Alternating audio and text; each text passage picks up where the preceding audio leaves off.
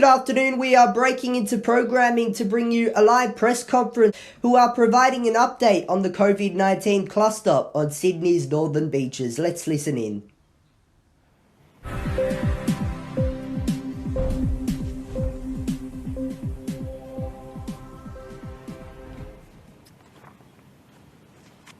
Okay, everyone right to go? First things first, I can confirm that today is the 51st day with no Victorian cases of coronavirus. That is an amazing achievement that every Victorian has contributed to. We're very proud of them, and I would just make the point that experiences in other states and certainly in other parts of the world show us that we have to be vigilant, every single one of us. So whilst we have every reason to be proud and to be pleased with the situation we find ourselves in, it's not gone. Even 51 days without a locally acquired case is not the same as a vaccine. So we all have to play our part, whether it's wearing a mask where you have to, or beyond that when you get the opportunity. All the other rules that are in place, but most of all getting tested whenever you have any symptoms as soon as those symptoms are obvious to you remains the most important thing. We are set to enjoy a COVID-safe Christmas, a COVID-safe summer, but we can't take any of those settings, we can't take our position for granted. This thing is still there, and that's what prompts us to make a number of announcements today. Just before I get onto those, there are 2 additional cases in hotel quarantine. I think you already know about those. That means there are 12 active cases in hotel quarantine at the moment. We're now up to nearly 3.75 million tests, with 9,771 tests results received today from testing yesterday. We thank each and every one of those Victorians for going and getting tested. We must keep those numbers up. Now, you all know that overnight there's been 30 additional community transmission cases in Sydney, and whilst there is a concentration of those cases in the Northern Beaches local government area, that Northern Beaches part of Sydney, there is transmission beyond that part of Sydney, and there are a number of significant exposure sites where infectious people have been into the Sydney CBD, other parts of Sydney. We believe, therefore, it is appropriate that we take further steps building on the announcements that Minister Foley has made over the last couple of days. With so many exposure sites, a growing number, with every chance that there are people who have this virus but have not yet been tested, have not yet been contacted, and are not necessarily staying away from others, there could be many more cases, not just in the Northern Beaches, but in other parts of Sydney. Therefore, with no sense of anything other than the seriousness of this, these are not easy decisions to make, and it will mean significant inconvenience for many people. I have to announce, on the best of public health advice, that from 11:59 p.m. tonight we will declare all of Greater Sydney and the Central Coast a red zone. Beyond that, the Northern Beaches will become a hot zone.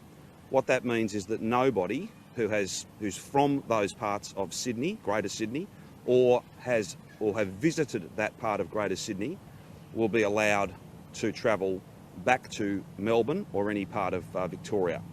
If you do arrive back or travel here, you will face 14 days of mandatory hotel quarantine. Now, arrangements are slightly different for those Victorians who are choosing to come back early or are returning as planned. Let me just go to those quickly. If you, as a Victorian who's been in Greater Sydney, comes back to Melbourne before, not midnight tonight, but midnight Monday night, you will have to get tested within 24 hours, but you will be able to do your 14 days of quarantine at your home. If that's not safe, we will try and put you up in a hotel. That is a special arrangement for those who are from Victoria coming back to Victoria.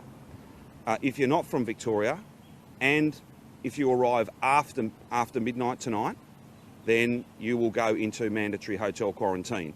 The door will close for home quarantine for Victorians on midnight Monday night. So if they don't get back in the next day and a half, then regardless of whether you're Victorian or not, you will go into 14 days of mandatory hotel quarantine. The road border will be a hard border. There will be 700 members of Victoria Police who will have various checkpoints, many checkpoints along the New South Wales-Victoria border. There will be a permit system, so if you want to travel to Victoria by road, you will need to get a permit. You'll need to get another permit if you had one issued yesterday, because circumstances have changed. This is very dynamic, and the declaration of all of Greater Sydney and the Central Coast as a red zone will mean that if you are from that part of Sydney or have spent time in that part of Sydney, you will not get a permit. For local communities, all the local government areas on the New South Wales side of the border and on the Victorian side of the border will have freedom of movement. Just by simply showing your driver's licence to establish where you live and that you are from that bubble, if you like, you will be able to move back and forth. Just for the purposes of clarity, if it's not the Central Coast or Greater Sydney, the rest of New South Wales remains a green zone. That can change though. There may be some orange zones as other exposure sites are listed, and we'll have to keep a very close eye on that, and we will. But again, just so everyone's clear, from midnight tonight, all of Greater Sydney and the Central Coast is a red zone. You cannot come to Victoria. If you do, then you will have to hotel quarantine for 14 days. If you are a returning Victorian, if this is where you live, then you have an extra 24 hours to get home and quarantine in your home. You won't have to go to a hotel. If, however, as a returning Victorian, you arrive after midnight Monday, then you will go into mandatory hotel quarantine. I know that's slightly confusing, but we're giving Victorians just that little bit extra, because there may well be a situation where they're not so much choosing to come home, they may have to come home, and we think that it is proportionate and appropriate for them to quarantine at home. Now, just in terms of those home quarantine returning Victorians, authorised officers would be making random checks to ensure that they are in their home. They will all be registered, and they will be required to have a test within 24 hours of arriving home. And then we would take the obvious public health steps in the event that any of those people tested positive. So this is a difficult decision, but it is the appropriate decision. It is based on the best of public health advice. It is proportionate to a deteriorating set of circumstances in Greater Sydney with those additional exposure sites, and every reason to believe this has come from hotel quarantine. They've then got an Avalon cluster. There's some missing links in that chain of transmission, and that's what really gives us significant concern. This is always about what you don't know, what's happening out there that's not visible to you, that you can't control. We have offered to provide any and all assistance to New South Wales. I've texted with Gladys a couple of days ago. Health ministers have been talking. If there's any support that we can provide, of course, we stand ready to do that. But given the significant developments, 30 extra cases, and I think the realisation that there will be more again, and that some of these exposure sites are well and truly outside the northern beaches, it is appropriate that we take these steps. Can I, in advance of a massive logistical effort, can I thank all of those who will make this decision possible and will put it in place on the ground? Can I ask all of those Victorians who this will impact, please be patient. Can I say to all of those in Greater Sydney and the Central Coast, please do not come here. You must stay in your state to keep Victorians safe and to play your part in a national COVID-19 policy response. This is a national system working as it should. In terms of how long will these borders be closed, they'll be closed for as long as the public health advice tells me they should be. They will not be open on midnight Wednesday night. I just want to be very clear on that. There's timing that the New South Wales government have spoken to. I'll leave it to them to make their decisions between now and then.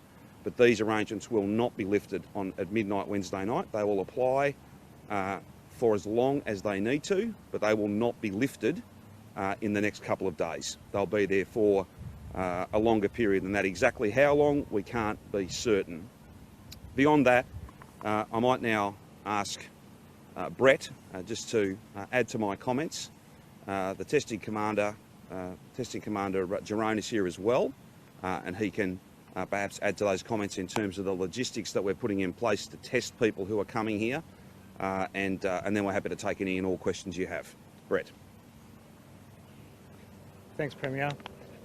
As you've heard, the situation in New South Wales continues to progress. And even though the majority of cases are from that Northern Beaches area, there are absolutely exposure sites outside of that area.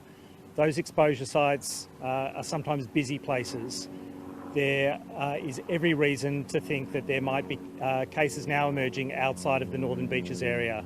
And so these new restrictions, these new red zones for the Greater Sydney area and the Central Coast are really in place on the expectation that there is every chance that people will crop up as cases in the Greater Sydney area. And so we do not want those individuals travelling to Victoria unless they're returning Victorians, and our safety net for those individuals are that they'll be in home quarantine, mandatory home quarantine on arrival in Victoria, that will know who they are, that will be checking on their home quarantine situation, and that they'll require a test during their quarantine period. These are proportionate measures because what we see today in Sydney is not what the situation will be like a week from now. We know that when there are exposure sites across many areas with many, potentially hundreds of exposed individuals, that there will be new cases cropping up over the next 14 days related to those exposure sites. Not everyone who goes to an exposure site is infectious, but there will be some people who've gone to these sites who've been infectious, who've been in close contact with others in an indoor setting, potentially for a protracted period of time, and that puts other Sydney-siders at risk. And so we need to take a precautionary approach and make sure that those individuals are not travelling to Victoria unless they're returning residents. And for the returning residents, we're really wrapping the quarantine system around them to make sure that if they do become cases, we'll know about them. They'll have very limited opportunity to transmit to anyone else in Victoria. We do have to hang on to this precious COVID-free situation in Victoria. And even though we haven't got community transmission that we've flagged now, Victoria really is, or should be, on high alert. Anyone who's got symptoms needs to present for testing. Nearly 10,000 tests yesterday, that's fantastic. But from this point onwards, anyone with symptoms, sore throat, runny nose, fever, headache, feeling unwell, you really must get tested and isolate until you get that test result back. Thank you. Jerome. Thanks, Brett. So since yesterday morning, we've introduced the permit system and current set of controls around people travelling in from New South Wales. We've had over 200,000 permits already issued in the last 30 hours or so, and I thank everybody who's gone through that permitting system. As a result, we saw 3,000 passengers yesterday arriving at Melbourne Airport and at Avalon Airport. All those passengers were individually met and checked to make sure they had the right paperwork with them and were not coming out of the hot zone or were not coming out of the wider risk area. As a result of that, 3 people were found who had travelled from the hot zone, and they are now in mandatory hotel quarantine. This, I'm afraid, is a reality now, and particularly as Sydney moves into the red zone from midnight tonight. Anybody who tries to enter the state from the red zone from Sydney or the Central Coast after midnight tonight will not be able to access the state. If they do try to get through, they will be facing 14 days of mandatory hotel quarantine. Those operations continue, of course, today. We're expecting 35 flights from New South Wales into Victoria today, around 3,400 passengers, and we will meet them and ensure again that they have the right permit and rights to be here. From tomorrow, we will, of course, support returning Victorians for 24 hours from midnight tonight until all the way through Monday. We will ensure that they are met at our airports as well as at our road crossings. As the Premier said, we're getting great support from Vic Police to ensure those border controls are in place and that we can ensure that any Victorians who are returning from the red zone are given the appropriate support. Again, I say to those Victorians who intend to return tomorrow, you will have to get tested, you will have to undertake 14 days of home quarantine, and we will work with you to ensure that you do just that. Any Victorian who is considering travelling home tomorrow from Sydney needs to apply for an exemption permit. Those exemption permits will be available from late tonight on the Services Vic website. It is critical that you have that permit ready and completed at the point of entry. If you do not have it, you will be turned back or you will face mandatory hotel quarantine. I'd also like to just confirm that arrangements for freight, so we will have freight corridors set up to enable critical freight to pass through the state. There will be additional testing capacity set up to support the freight industry under a national protocol that ensures that freight drivers undergo continual testing in the same way as we've done over the South Australian border over many weeks. Furthermore, we are of course boosting testing capacity, particularly in the north and east of the state, to ensure that any people who are returning from Sydney and New South Wales are able to access testing quickly before they enter their home isolation period from tomorrow. Finally, just to reiterate the position for border communities, I can confirm that with immediate effect, border communities on both the New South Wales side of the border and the Victorian side of the border will be able to travel freely and repeatedly across the border. They'll be able to do so on display of their driving licence. I should, however, just warn everybody who intends to cross the border from today, and particularly from midnight tonight, there will be queues. As we set up the checkpoints from midnight tonight, people should expect significant delays for people returning into Victoria. So please allow extra time, make sure you have water with you, make sure you have your paperwork in place so that we can expedite the access process in order to safeguard the whole Victorian community. Thank you very much. Very good. We're happy to take any questions you have. Is it madness that I have mandatory masks there yet? Well, I'm not going to be a commentator on public health measures in New South Wales. We've taken this step because, as it stands now, the kind of baseline public health measures that we have in place in Victoria are in fact stronger than those that are in New South Wales at the moment. That's just a statement of fact. It's not a statement of judgment, but I think what the New South Wales government have outlined, they've announced some further steps today. They're largely of a advisory nature, and who knows how things will play out over the next couple of days. But I'm not going to wait around while they add to their rules. We are going to protect what we have built, and that is why the border will be closed from midnight tonight. There's an extra 24 hours for returning Victorians, but they will have to go into quarantine regardless. It'll simply be at home rather than in a hotel. But the basic message is a very clear one. There's no sense of offence meant by it. This is just about keeping all of us safe as a nation. If you're from Greater Sydney, do not come to Melbourne. Do not go anywhere in Victoria. And as far as Victorians are concerned, do not travel to Sydney. Do not travel to Greater Sydney. I can't be clearer than that. Because I can tell you, when you come home, you will finish up in mandatory hotel quarantine. That's no way to spend any time of summer, any part of summer. So these are not easy decisions, but they are on the best of public health advice. We believe they are proportionate, and we believe that it's appropriate that we take these steps rather than waiting for New South Wales to have a different set of rules in place. I can't control what they do. I can only control our border, and that's exactly what I intend to do. Having the chance to have breakfast with the other states don't have then, how strongly would you urge them to introduce mask rules, stay-at-home orders? They're obviously in this place quite a long time ago when we didn't have those rules.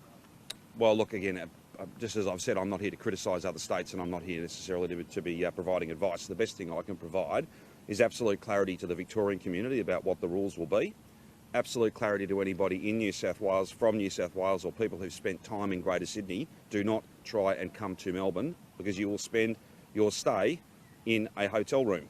Locked up. That's probably not the best way to spend your Christmas. This is very simple.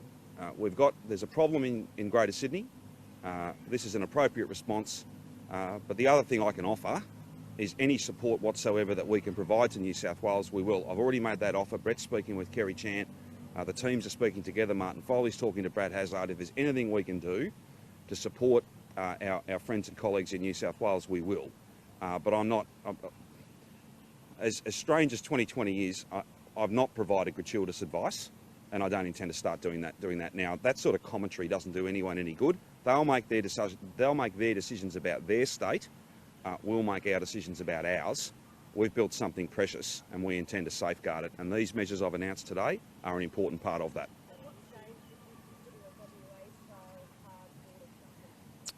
We're not at that point. All I'd say to you, the best way to answer any speculative questions like that is that I've always followed the health advice.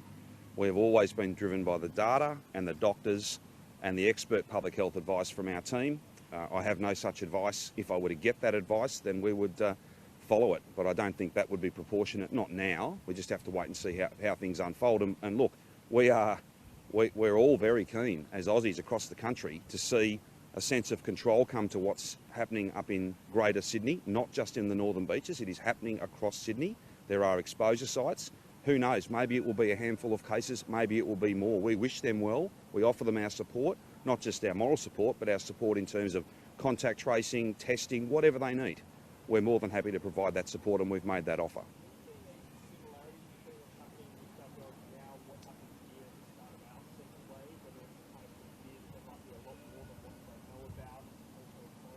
Well, look, I can only direct you to the comments that I think the New South Wales Chief Health Officer and the New South Wales Premier have made, and maybe the Health Minister as well in their most recent press conference.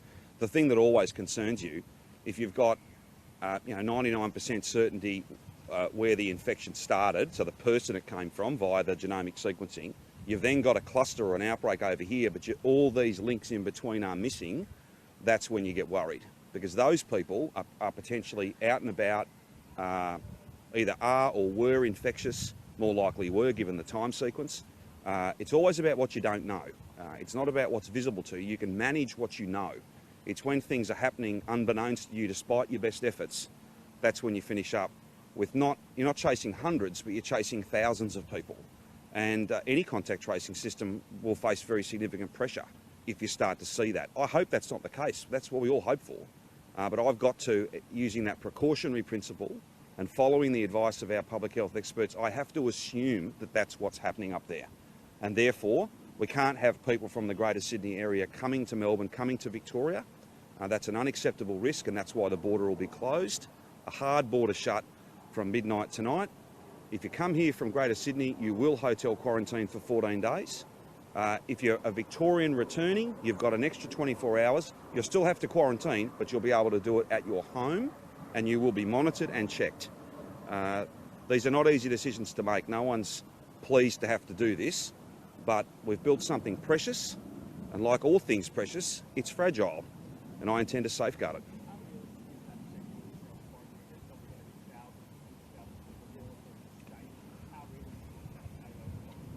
Well, I don't know that it will be tens of thousands, to be honest. I think many people may choose to stay in Sydney. Some will have to come back. They're probably already planning to come back, for instance. We believe we'll be able to have, it won't be someone stationed out the front of their door, but they'll be repeated and random checks. And the penalties are very, very significant. The penalties are very significant. Plus, of course, you might become quite famous if you were to do the wrong thing. So for every reason, we think people, if they have to come back and they choose to come back, they can safely quarantine at home, but they will be monitored. They will be checked, and if they do the wrong thing, then they will be punished, and that is the appropriate thing to do. And, I'm sorry, I should say, and if they need support, care packages, scripts filled, all that sort of stuff, we will do all that. We've done it before, and we can absolutely do it again, and we will. So it's not just about compliance, it's also about supporting that person, that family, to get through that 14-day period. We've made a request, the State Control Centre here has made a request up through the usual channels. We've asked for 200 to 300 people to help us with the border. I haven't got an answer yet. As soon as I do, I'll be happy to pass that on.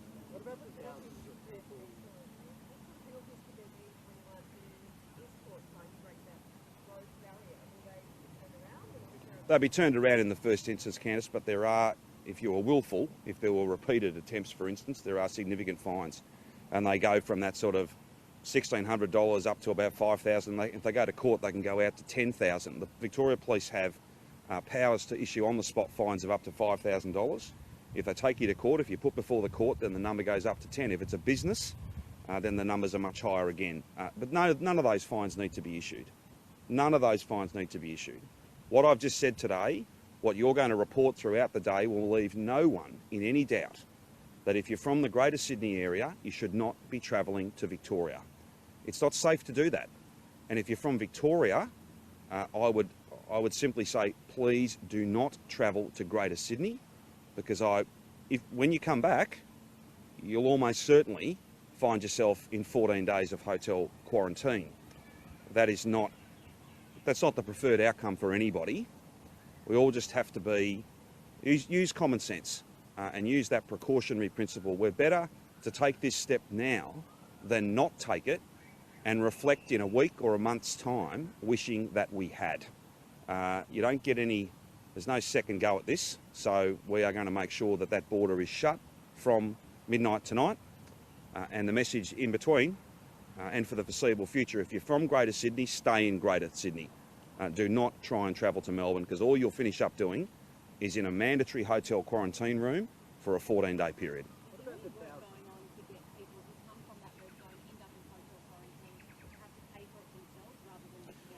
This is challenging because, of course, we have a framework where we can charge people who are returning from overseas.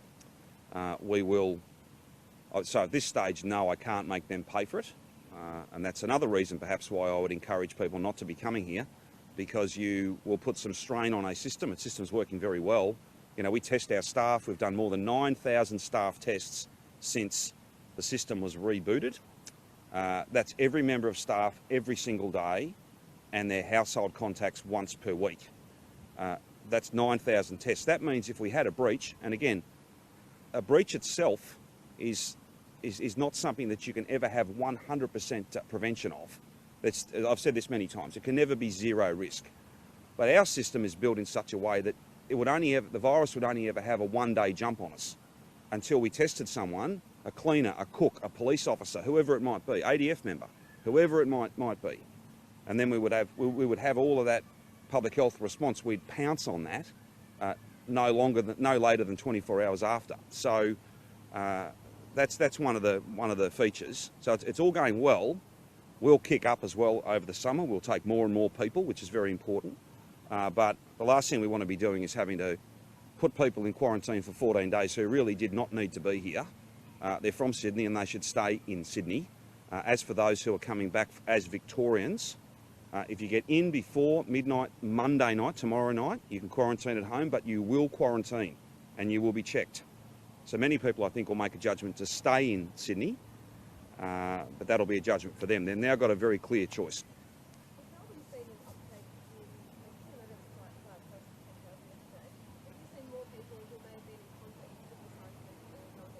Well, there's certainly additional tests that have been done from those flight manifests where we have some confidence that there are a number of people who are here that have been in the northern beaches. They've been tested, they're isolating. There's a public health response been brought to bear on them. I think we started with a number of about 300.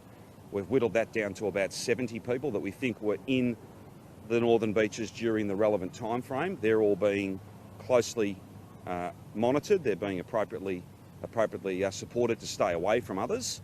And of course, there's a testing effort around that. But our testing numbers have been steadily high. Again, I'd just say out of this press conference and out of this announcement today, it's a beautiful sunny day. But if you've got any symptoms, the most important thing you can do for you, for your family, for every family, for our state, and indeed, because this is a national issue, for everyone across our nation, go and get tested. It is so important. And you'll get your result within 24 hours. If you've got it, then we will wrap support around you to keep, so that you're not infecting your family. You're not infecting an aunt, an uncle, a grandparent, or indeed contributing to the spread of this virus across Melbourne, across Victoria. We know that would be deadly. That would be deadly. We don't want that. We've had too much of that. We've all got to play our part, and getting tested as soon as you register symptoms is the number one thing that Victorians can do. As for those in Sydney, if you're in Greater Sydney, stay in Greater Sydney. That's my message today. Given the fact that most of the flights from Sydney to Melbourne originate from that Greater Sydney region, doesn't that mean that every single flight is within the red zone? Well, no, the red zone doesn't get declared until midnight tonight. So, yes, that's it. That's exactly right, and that's why anyone who is in those circumstances, who is a Victorian returning to Victoria, will have to quarantine at home. Anyone who's from New South Wales, well, they shouldn't have got a permit. They shouldn't have been on the flight, but we have seen a couple of people get through yesterday, for instance. That'd be a much smaller number, I think. They will go to hotel quarantine and they'll be treated as if they've come from another country. That's exactly the way that it'll work. The COVID state coming up isn't a second wave here. Is it hard to concede that it's not? Well, I just politely say to you that concessions or otherwise about the COVID Safe app is not a matter for me. That'd be a matter for the PM.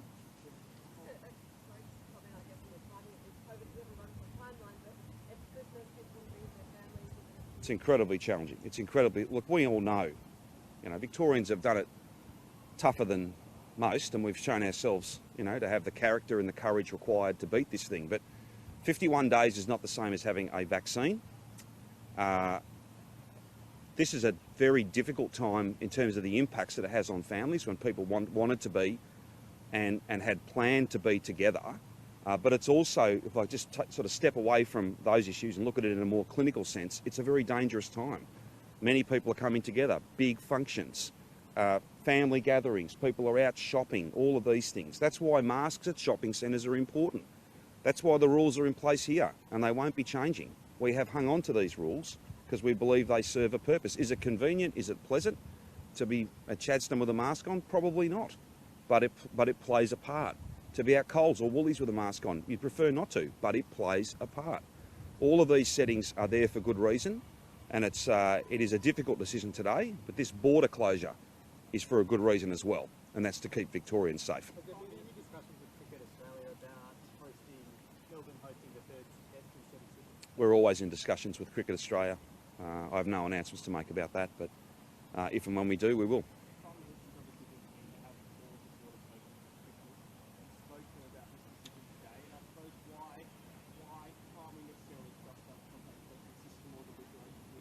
Well, I just a couple of points. Firstly, I've not spoken to the Prime Minister myself. I'll no doubt speak with him later today, but my office spoke with his ahead of the announcement today, because it's only appropriate that he know what we were announcing, and my office spoke with Premier Berejiklian's office as well before her press conference, just to make sure that you know, that's the way these things should work.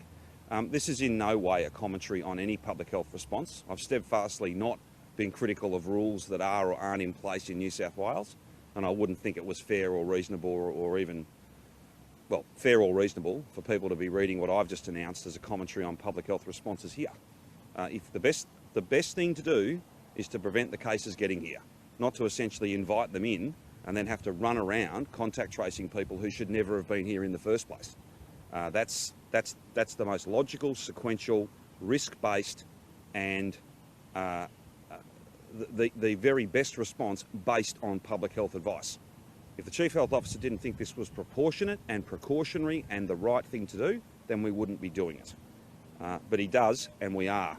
If you're in Sydney, stay in Sydney. If you're in Melbourne, don't go to Sydney, because when you get back, you'll be in 14 days of hotel quarantine. That'll put stress and strain on that system. It's not pleasant. It's not what you want to be doing.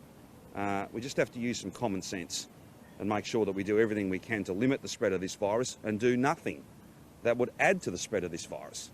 As I said before, and I'll say this many, many more times, 51 days, amazing effort, something to be proud of. Let's all safeguard that. Let's all of us play our part to safeguard that.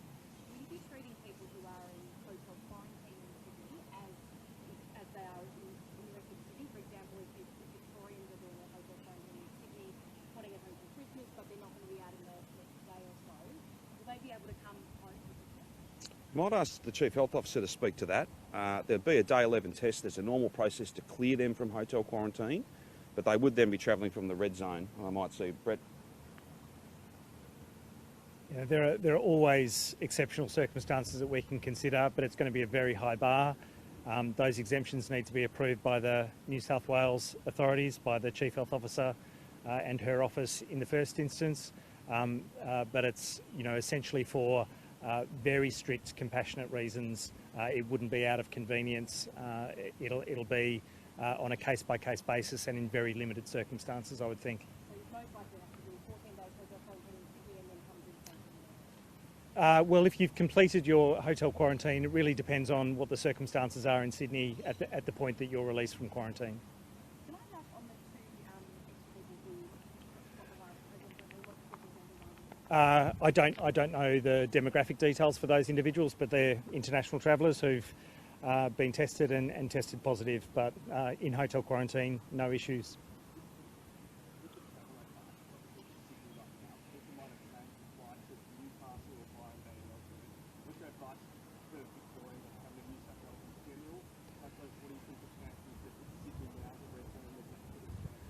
Well, obviously we have to watch extremely closely what the epidemiology shows itself to be over coming days.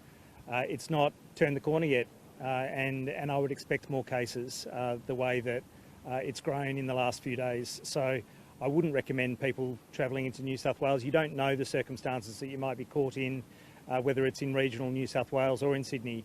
Obviously, we're saying if you go to Sydney, you can't come back without putting yourself in mandatory hotel quarantine. You won't get a permit.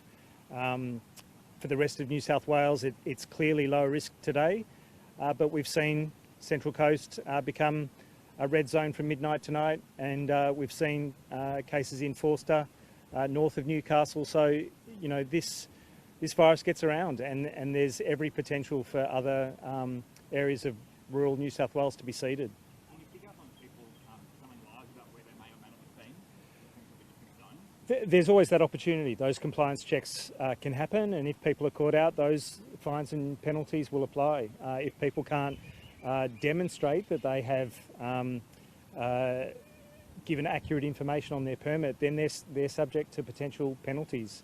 You have to give an address that's verifiable on the permit, and if you're lying on that permit, then you're subject to those fines. I think it was mentioned earlier that 3 of the people responding from New South Wales had incorrectly said they hadn't been from the hot zone. How were they picked up? So there were 2 unaccompanied minors who arrived in Melbourne. There was another individual who's a guardian. All 3 of them are in mandatory hotel quarantine because they were all from the Northern Beaches area. The guardian had been quarantining at home, but obviously went into hotel quarantine to look after those minors. So there were 2 extras today, I think, from the red zone. Is that right, from that Northern Beach area? No, they're the individuals I've just referred to. Yeah. Has been in the news. No. How worried are you by the fact that it hasn't like the society does that matter by this stage, or is it kind of progressing? It does matter in the sense that if you can't find that link, that chain of transmission to every single person back to the original international traveller in quarantine, then there are individuals who've been out there who've been potentially infectious, clearly infectious to have started this cluster in the first place, who might have infected other people who are yet to be found. That's a concern. The obvious other concern is that there are just a number of exposure sites where infectious people have been with a number of contacts, casual or close contacts, who might develop illness over coming days. That's another significant concern. I'm also not going to be commentating from the sidelines. You know, my position on masks is that it's a very small thing to require of people. It makes a difference. The science is in on masks. It reduces the risk of transmission. I'd recommend it in any circumstances where people can't physically distance appropriately. Any other issues?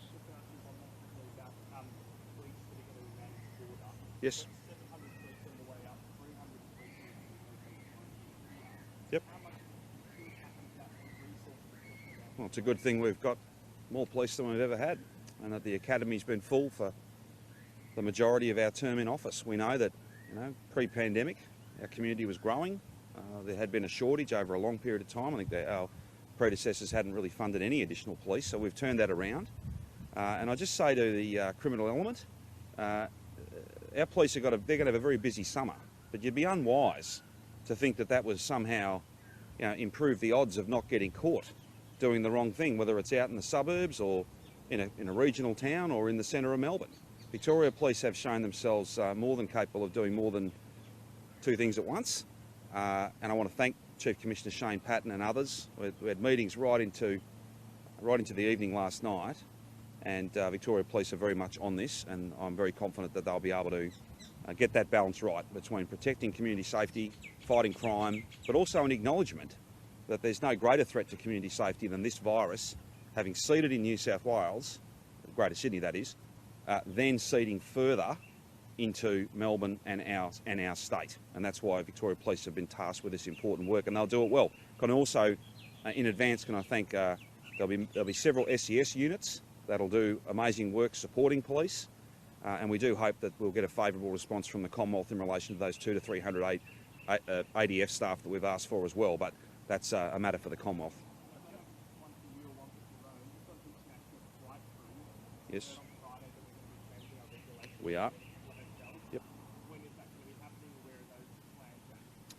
We'll be able to give you a more fulsome update probably tomorrow or Tuesday, but we are rationalising those right down to a smaller number of hotels, and they will be not quite the same as hotel quarantine because they're not actually in a quarantine environment. They're in a restricted environment, if you like, and the perimeter of that environment will be very much more formally controlled. And beyond that, we'll be testing staff that are involved in providing services to those flight crew. The flight crew are tested themselves, but it's just about layer upon layer and just making sure that we've got the most risk-averse system possible.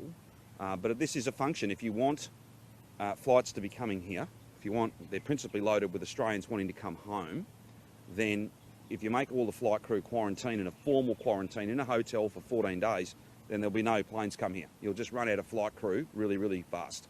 So we have to limit their movement. We have to have greater confidence that they're in one place or a small number of places. And we think that the changes we've made are very good. And I think you'll see that those changes will be reflected across all the international airports across our country. We won't be if we may beat that, we may match that. I don't think we'll be too far behind it if we're not. But the work is being done now, and obviously we have a smaller task at this stage. That will change though over time. We'll have a number of kick points where we'll add to the 1,200 that we've got coming in a week now. We'll jump up above that to play our part, as we always said we would. But that'll be a subject to further announcements on other days.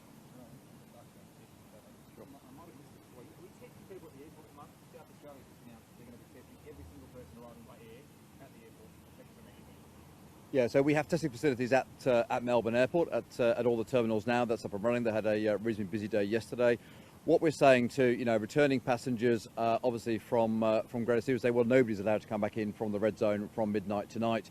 For those Victorians that are coming back in after midnight tonight for that 24-hour period tomorrow, Monday, they will be required to get tested immediately. We will be validating their test results for them, and we'll be phoning up with them every day to make sure those test results are in and they're isolated properly for 14 days at home.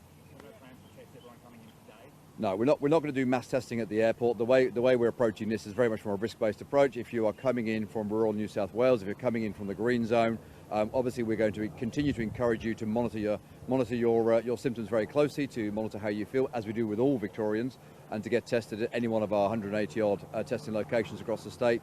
We are putting some additional testing capacity into the north and east of the state to deal with particularly freight drivers and people who will be coming over the border over the next couple of days to make sure that they've got easy access to testing facilities. But yeah, we're going to rely on the whole weight of our testing environment.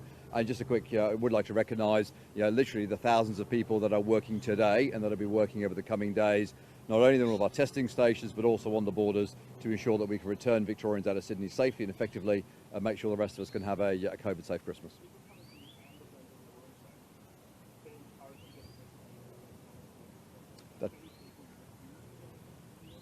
No, that's right. So the amber zone will continue until midnight tonight, and from midnight tonight, the amber zone, Greater Sydney, will become the red zone. So we are revoking all the amber permits at midnight tonight as the red zone gets introduced. Look, the 3,000 people we spoke to at the airport yesterday who came out of Sydney were very supportive, very keen to do the right thing, and we'll be following up with them on their test results. And of course, we get test results within our systems within 24 hours. We can see exactly who's got tested and where you've been tested, when you've been tested, what your results are, and we have all your details from the flight permit. So there is a very, very good system here to make sure we've got all that under control. Yeah, so there's already a national freight agreement that assures that the critical journey of keeping freight moving, especially at this time of year, can continue across all interstate borders. Freight drivers are already under their own testing regime. We'll continue to maintain that to ensure that they've got a good eye on their COVID status. There will be additional testing capacity near the border to ensure that the freight drivers can meet their requirements, and we'll keep those freights moving.